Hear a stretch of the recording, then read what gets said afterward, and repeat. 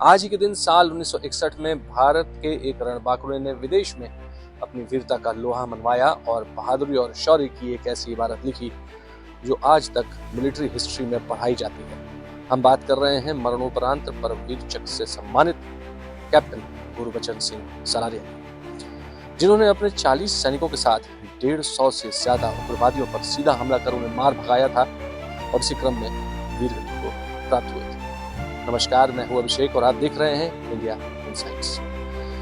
Captain साहब अविभाजित भारत के पंजाब के शकरगढ़ के जमवाल गांव में एक राजपूत परिवार में 1 दिसंबर 1935 को जन्मे थे। वो बचपन से ही खेल कूद में विशेष रुचि रखते थे। उनके पिता मुंशी राम भी ब्रिटिश राज के दौरान हडसन हॉर्सेस की डोगरा स्क्वाड्रन में थे और उनके किस्से सुन के ही गुरबचन भी सेना में जाने को प्रोत्साहित हुए। विभाजन के बाद उनका परिवार पंजाब के गुरदासपुर में आकर बस गया। गुरबचन कबड्डी खेलने में माहिर थे, लेकिन पहले अटेम्प्ट में फिजिकल एग्जाम में छट गए। लेकिन अपना सपना पूरा करने के लिए उन्होंने जमकर मेहनत की और दूसरे अटेम्प्ट में सेना में भर्ती हो गए। भारतीय सेना की 1st गोरखा राइफल की 3rd बटालियन में ये कप्तान के तौर पर भर्ती हुए और इनको यूनाइटेड नेशंस की ओर से कॉन्गो नाम के देश में भेजा गया। कॉन्गो को बेल्जियम से आजादी मिली थी और उसके बाद वहां अलगाववाद फैल गया था और अलग राष्ट्र की मांग करने वाले स्टेट ऑफ कटंगा के मिलिटेंट्स हमला कर रहे थे। यूएन फोर्सेस की डिप्लॉयमेंट के बाद कटंगा की मांग करने वाले उग्रवाद पर उतर आए। पहले तो उन्होंने यूएन के 2 अधिकारियों को किडनैप कर लिया, लेकिन उन्हें बाद में छोड़ दिया। लेकिन इसके बाद यूएन पीस कीपिंग में तैनात 1st गोरखा राइफल के मेजर अजीत सिंह और उनके ड्राइवर का अपहरण कर उन दोनों की हत्या कर दी। वहां तैनात गोरखा रेजिमेंट के सैनिकों और अधिकारियों में जबरदस्त गुस्सा था उग्रवादियों की इस कायराना हरकत से। इसके बाद यूएन ने शुरू किया ऑपरेशन उनोकाट। 5 दिसंबर 1961 को 1st गोरखा राइफल्स की 3rd बटालियन के कैप्टन सलारिया को आदेश मिला कि जिस इलाके पर कब्जा कर उग्रवादियों ने रोड ब्लॉक लगा दिया है उसको क्लियर करना है। अपने 40 गोरखा सैनिकों के साथ आगे बढ़ रहे कैप्टन सलारिया ने देखा कि 150 से ज्यादा उग्रवादियों ने रोड को ब्लॉक कर रखा था और उनके पास बख्तरबंद गाड़ियां भी थी, आर्मर्ड कार्स जिन्हें बोलते हैं। हमले की शुरुआत करते ही कैप्टन साहब ने रॉकेट लॉन्चर का इस्तेमाल कर गाड़ियों को उड़ा दिया और सड़क पे डिसेबल कर दिया।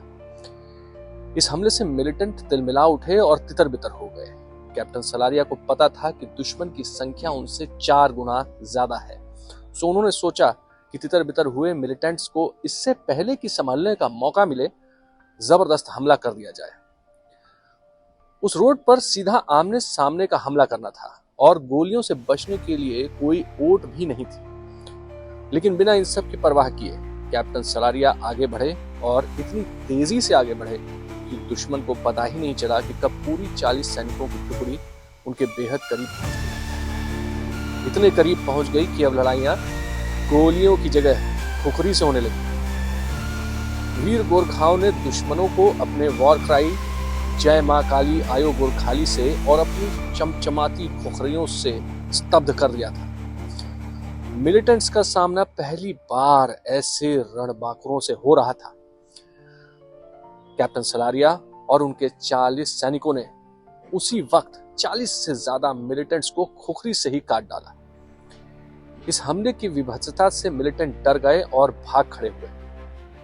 आखिरकार मिलिटेंट्स का कब्जा खत्म हुआ और अपहरण और हत्या का सिलसिला बंद हुआ।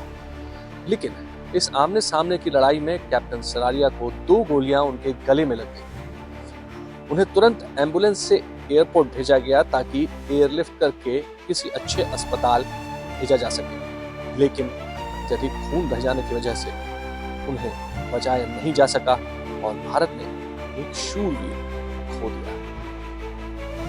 भारत की पेट्रोलियम मिनिस्ट्री ने अपने 15 ऑयल टैंकर्स का नाम कैप्टन सलारिया के नाम पे रखा था, उनके सम्मान में। इसके अलावा 2017 में प्रधानमंत्री मोदी ने मन की बात प्रोग्राम के दौरान भारत का यूएन में योगदान कितना है इसका वर्णन करते हुए कैप्टन साहब को याद किया था। 2019 में तत्कालीन थल सेनाध्यक्ष जनरल बिपिन रावत ने कैप्टन साहब के परिवार वालों से मुलाकात की। कैप्टन साहब की ये कहानी कैसी लगी आप कमेंट में जरूर बताइए, और ऐसे ही दिलचस्प कहानियां, भूले बिसरे शूरवीरों के किस्से और भारत के बारे में ज्यादा जानकारी पाने के लिए देखते रहिए इंडिया इनसाइट्स।